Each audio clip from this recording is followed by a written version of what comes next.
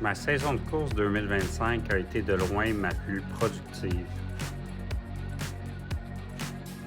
Avec plus de 1400 km parcourus et plusieurs nouveaux records établis, j'étais complètement transporté par l'idée de faire le Marathon des Sables en 2026.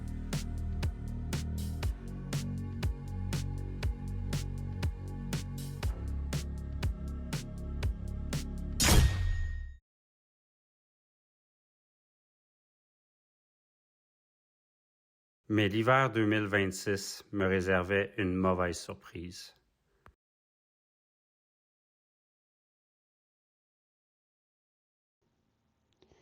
Il reste exactement 136 jours avant mon départ pour la Turquie. Je suis coincé dans mon salon avec de la glace sur mon genou.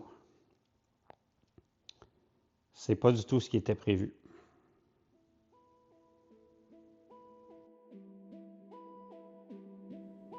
Quand l'hiver se pointe le bout du nez, tous les coureurs vous le diront.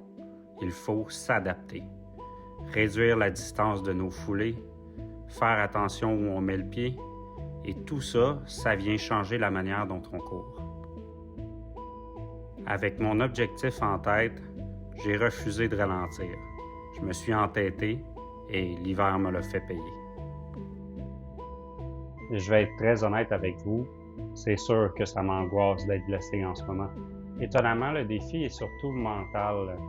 Il faut que j'arrive à me parler parce qu'en ce moment, la seule envie que j'ai, c'est de partir faire un 10 ou un 15 km pour me convaincre que je suis encore capable de faire des longues distances.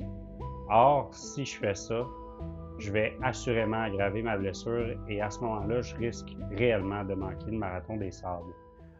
Heureusement, je suis encore capable de travailler avec mon genou.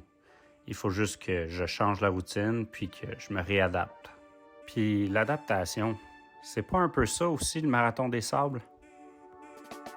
L'adaptation et la persévérance, c'est exactement ce que j'inculque à mes enfants et à mes étudiants. Je serai certainement pas celui qui va abandonner facilement. Le Marathon des Sables, c'est bien plus qu'un simple entraînement. Donc, en attendant, je me concentre sur l'équipement, sur la nourriture, ainsi que sur la logistique.